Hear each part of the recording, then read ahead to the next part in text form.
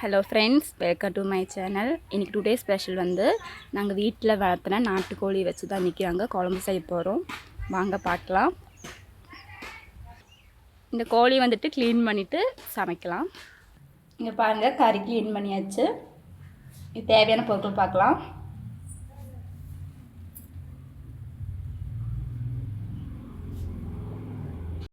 இன்றைக்கி அம்மா தான் சமைக்க போகிறாங்க. வாங்க பார்க்கலாம். நாட்டுக்கோழி குழம்புக்கு மசாலா ரெடி பண்ண போகிறோம்.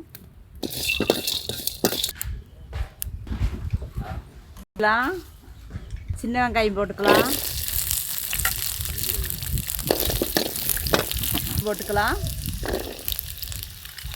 இது நல்லா வணக்கணும்.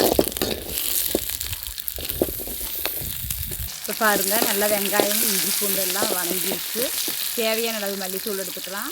தேவையான அளவு மிளகாத்தூள், தேவையான அளவு மஞ்சத்தூள்.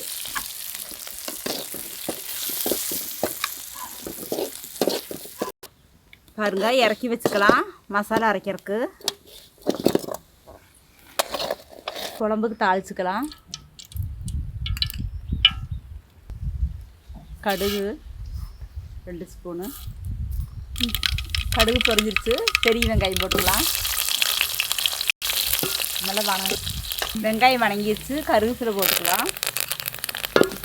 கருவேப்பிலை போட்டதுக்கப்புறம் தக்காளி போட்டுக்கலாம். தக்காளி நல்லா வணங்கட்டும்.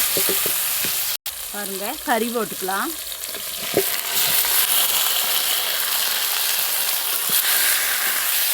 கறி போட்டுட்டு நல்லா வணங்கணும்.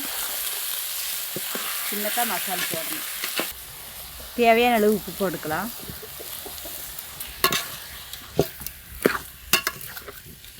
பாருங்கள், வணக்கி வச்சுருக்கிற மசாலா ரெடி ஆகிடுச்சு. போட்டுக்கலாம்.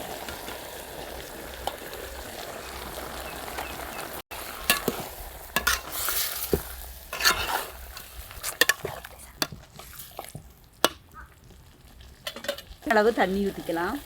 எவ்வளவு தேவைன்னு பார்த்துட்டு அளவாக தண்ணி ஊற்றிக்கலாம்.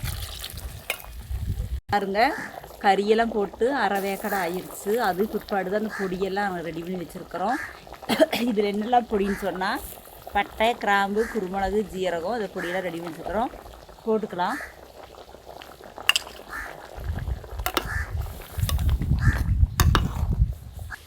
பாருங்கள், 2 உருளைக்கிழங்கு கட் பண்ணி வச்சுருக்கிறோம். போட்டுக்கலாம். நாட்டுக்கோழி குழம்புக்கு உருளைக்கிழங்கு போட்டால் எப்போவுமே டேஸ்ட்டாக இருக்கும். நாங்கள் எப்போவுமே போடுவோம்.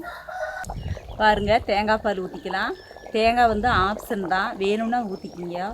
நாங்கள் வந்து தேங்காய் பால் ஊற்றுறோம்.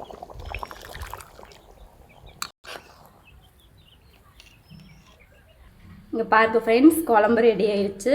சுவையான மணமான நாட்டுக்கோழி குழம்பு ரெடி. இந்த வீடியோ பிடிச்சிருந்தா லைக் பண்ணுங்கள், சப்ஸ்கிரைப் பண்ணுங்கள். ஓகே, பாய்.